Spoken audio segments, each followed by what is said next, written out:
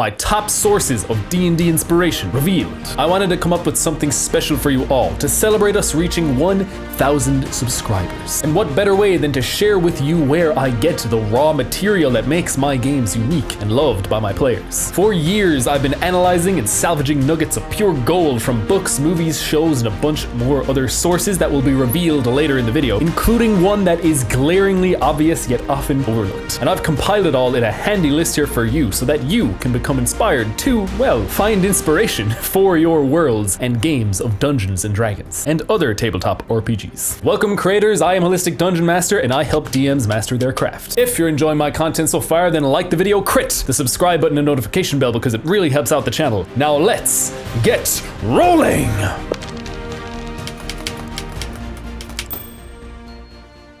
This video is going to be a little bit different. It's a heartfelt thank you. No screen zoomies or special effects or sound effects to keep retention high, except for the intro of this video, of course. From this point on, it's just going to be me talking to you and showing you some of the cool stuff that helps me run cool games of D&D that might just help you too. But first, an important thank you message for those who'd like to hear it. If you're just here for the inspo list, then just jump to this timestamp here and don't forget to subscribe. When I first started this video, I just wanted to share some of my knowledge and expertise with other DMs that might happen to stumble upon these videos. I thought that at best they'd be getting a couple of hundred views.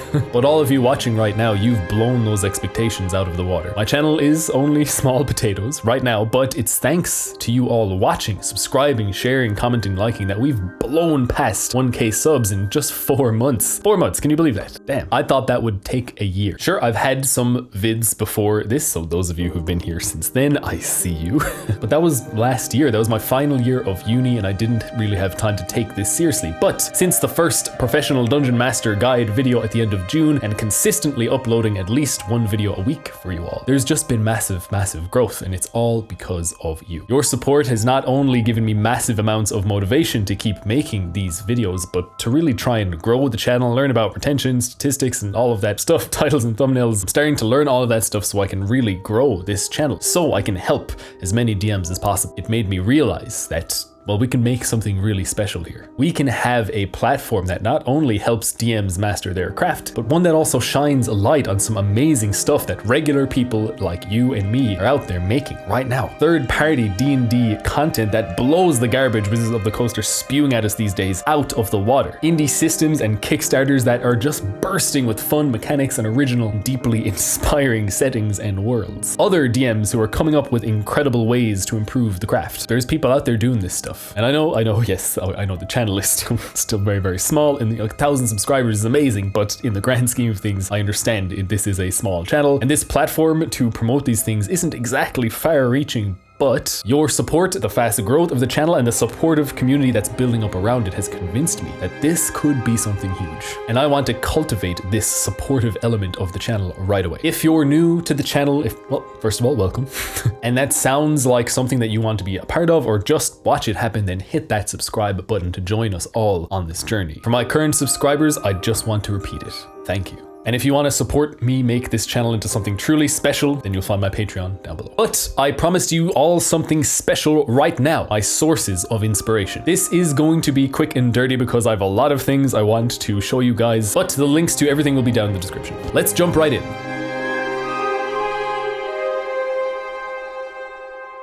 Books are my main source of inspiration for my games because I read a lot of fantasy and sci-fi. A lot. Books are great for learning how to narrate what action is taking place, as things are described in a way that we can also use to narrate with our voice. So here are my favorite book series. Brandon Sanderson. I know this is an author, I know, but basically anything at all by him. He's extremely prolific. He's got a dozen series. If you haven't heard of Brandon Sanderson, what rock have you been living under? No, but in all seriousness, he's writing books for multiple series he has at any given time. It's insanity. The thing about his books though, and why I can recommend recommend them so much is that they're extremely accessible. He doesn't write in fancy over-the-top prose, which can be very nice, by the way, but it just increases the accessibility. They're absolute page turners, and because of this, you can consume a lot of it very quickly.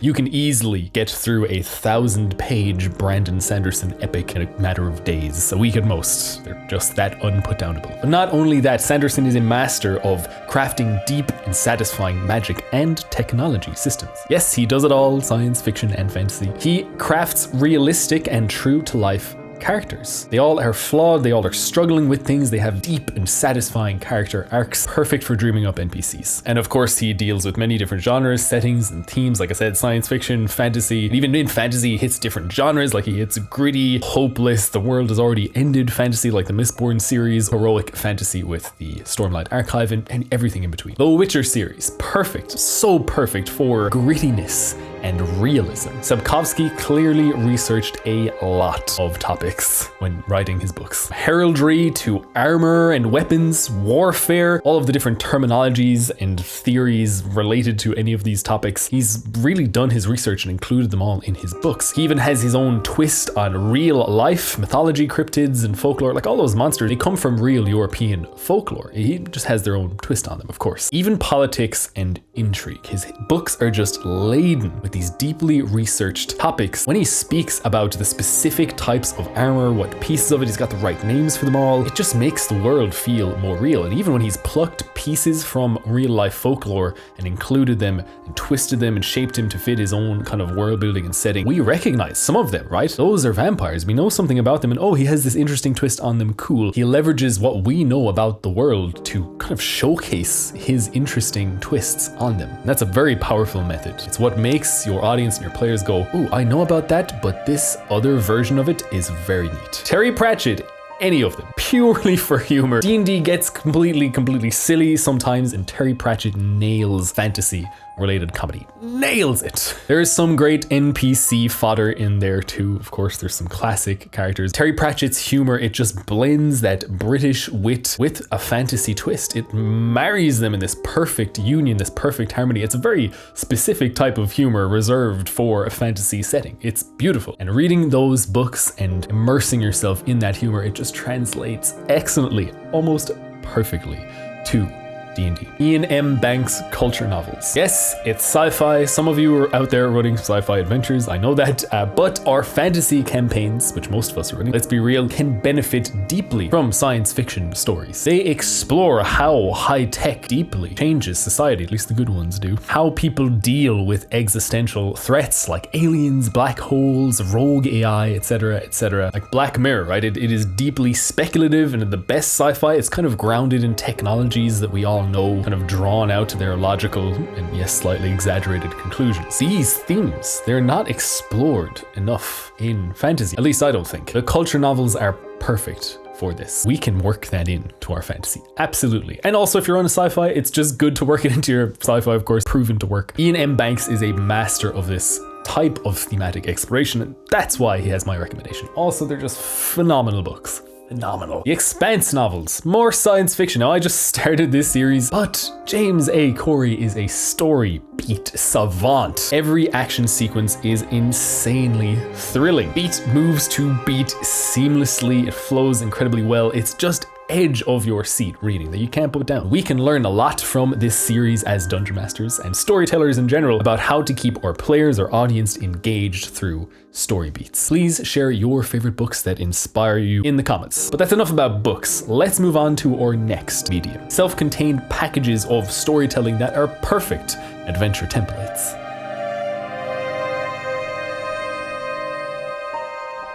Movies.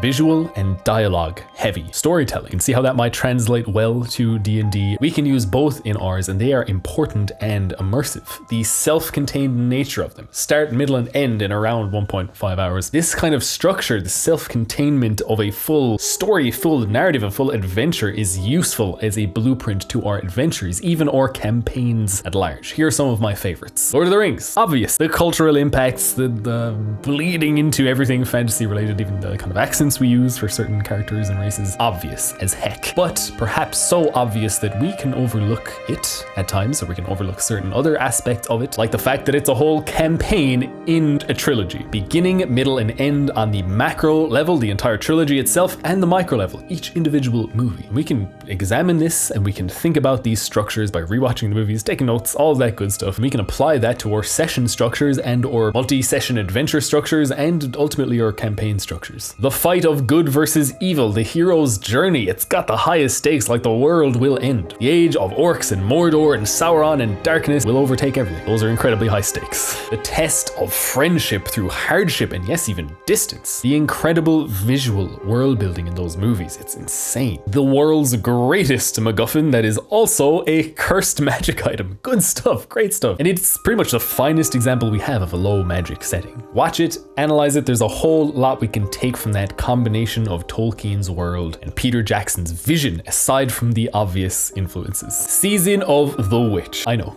yes, it's that weird Nicolas Cage movie that no one remembers. I only watched it because it was free on YouTube in its entirety and I had a couple hours on a bus to kill. But hot damn, it is campy, it is fun, and it's exciting. It really is. Terrible one-liners that would be perfect for some NPCs. A great acting lineup. Ron Perlman's in there.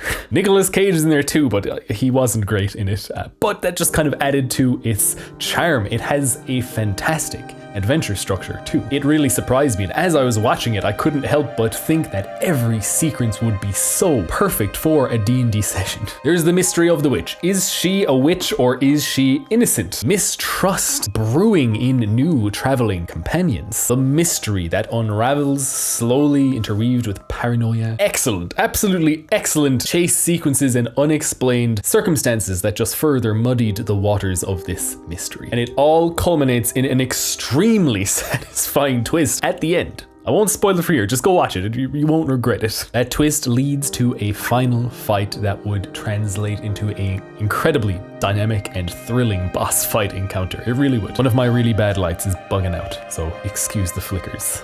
Put some of your favorite movies that inspire your adventures down below in the comments. We can see them and gain inspiration from them ourselves. But how can we shore up some of 5e's shortcomings, of which there are many, I think? Like sometimes we want to branch out of the typical heroic fantasy it's designed for. Are there better sources that we can pull from when we do? Yes, yes, there are. Emphatically yes.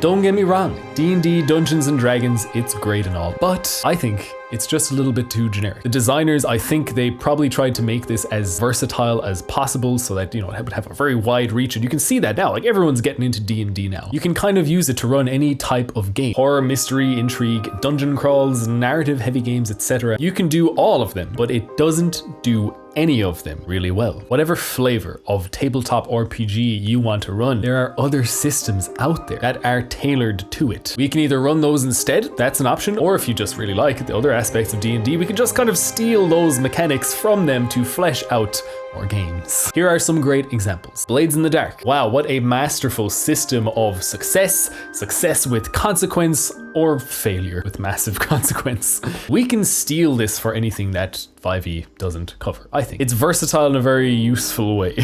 We can steal this for a bunch of stuff that 5e doesn't cover. It also just opens up massive potential, massive possibility for crazy stunts, improv, and collaborative storytelling. There's also some great mechanics in there for running a criminal organization or gang, having a hideout and, you know, territories and all of that kind of stuff. It's pretty cool. So go ahead, check that out for sure. Call of Cthulhu. I'm gonna be honest, I haven't played this yet. I haven't got around to it. I've just a bunch of other stuff to play first, but I have read some of the modules, and what's apparent to me is that it handles, these modules at least, these modules write mystery wonderfully, uncovering sinister cults and malevolent forces that are slowly starting to influence the world, slowly peeling back layers of that mystery. It's just great for that. Perfect inspiration to bring over into your secret society or cult themed D&D campaign. Even the monsters and creatures, just wonderful inspiration if you want to add something with a cosmic horror tinge to it. Also, the mechanics for character insanity are much more fleshed out, and in 5D, just steal them. Steal everything. That's our job as DMs. Mork Borg. There it is, look at that. Wow, if you're running dark fantasy or something grim dark or something just with a grittier and disgusting feel to it, you gotta read that book. The setting and atmosphere is pitch black. I love including some dark and mature themes into my games with the groups that are okay with that, of course. And that has added some much needed fuel to that creative fire. It's gross, it's malevolent, it's not for the faint of heart, definitely not for everyone, definitely not for anyone under 18. But if that's your thing, get Morkborg. Merkborg? I think I'm pronouncing it wrong. If you're stuck in a rut with D&D, then it's time to branch out into other systems, or even just, like I said, take what we can from them, apply them to our D&D games. But the tabletop RPG community has a lot of extremely talented and creative people in it. And only a small few have put their fantastic ideas out there, made a product, put it out there into the world, and created these systems and products for us to draw inspiration from. But what about the rest? Well, I know a place that you can find them.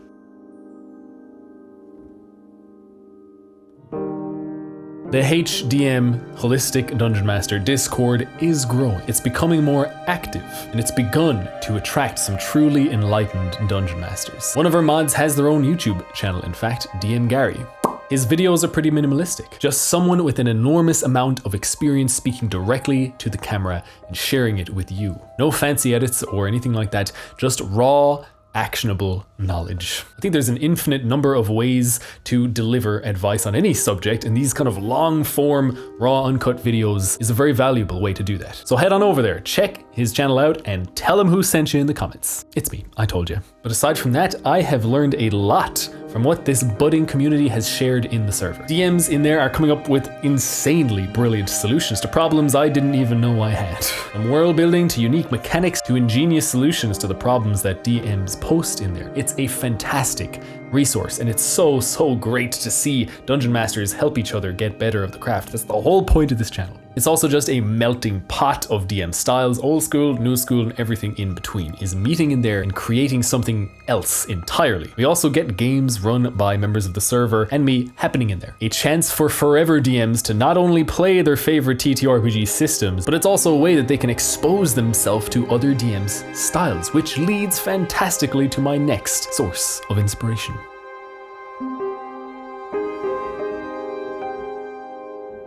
It's so important to play in other Dungeon Masters games. So important. Yes, we can also watch other DMs like actual plays like Critical Role, Dimension 20, podcasts like the Glass Cannon Network, there's a bunch of them now. But to actually become immersed in another DM's world as a player, we learn so much. We become inspired in unique ways. Every DM runs their games differently. We can and should experience as many different ways of running D&D as we can. Let's face it, we become stuck in our own ways. We do. But doing this, playing in other DM's games, it breaks us free from our own mold, and it makes space for us to truly grow. We have to set our massive Dungeon Master egos aside and understand that every DM, every person really, has something that we can learn from. In fact, everything has something we can learn from. Let me explain.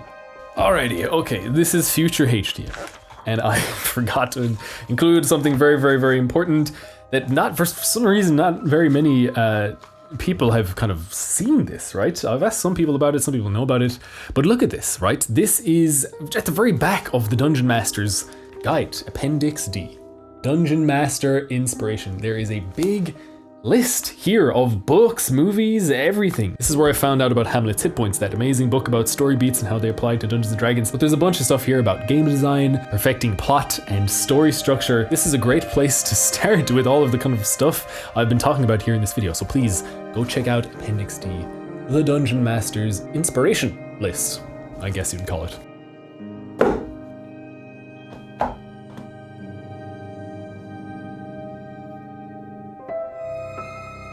This is it. This is the overlooked one I teased at the start of the video. Authors like Sapkowski, Banks can truly flesh out their worlds and make them seem intensely real by researching obscure topics like heraldry, keeping horses, warfare, technology, weaponry, economics, etc.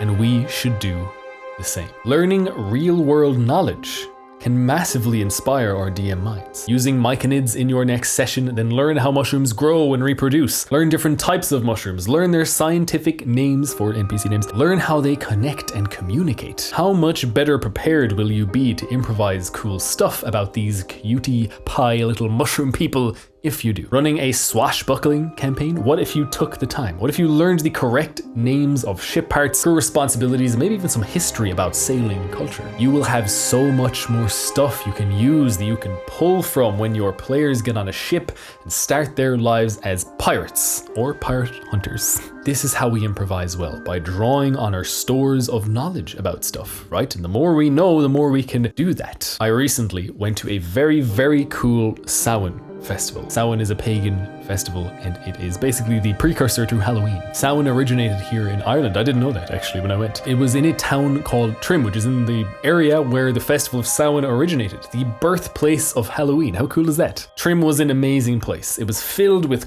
many, many, many crumbling ruins of old castles and towers, and the whole place is just steeped in folklore. At one point, there was a fantastic projection of the story of the origin of Samhain projected onto Trim Castle. By the way, a little bit of Braveheart was filmed there. How cool is that? Didn't know that either. I am from this country, I promise. But this projection, it told me a fantastic, and everyone watching really, a fantastic bit of lore about our world, my own culture and heritage that I had no idea about. It was nuts. It told the entire story of Samhain. It was a story about dead gods and druids paying tribute to them, people gathering around the fire to celebrate the warmth of the sun before the deep, dark coldness of winter. And it massively inspired me. So there's the lesson. Get out there and start experiencing this world, and stay indoors, pick up a book, read a Wikipedia article, and learn about the world. It doesn't matter what the topic is. We can gain deeper knowledge of the world around us, use it, change it, put our fantasy and sci-fi spins on it to make our imaginary worlds feel unique, real, fleshed out, and overall just more three-dimensional. The more we know, the more we can draw on. Also, it just can't hurt to know more cool stuff about our reality. I hope that by now, this very, very long video, I thought it was gonna be a short one, and yeah, we're hitting the 45-minute of recorded time mark. I hope that you are inspired to get out there and become inspired. This video is not nearly enough thanks for your support, but I hope that you can glean something useful or important from it. Before we go, I'd just like to ask you to please post your sources of inspiration down in the comments below. We'd all love to hear them. Let's build this community together. If you've watched this video up until now, then you are the DM that I make these videos for. Someone who is truly, truly dedicated to being the very best dungeon master they can be. So, and again, I thank you so much for watching all the way to the end. Please like it, share it with another DM who could use these sources of inspiration, crit the subscribe button and notification bell, and remember, this world needs good DMs.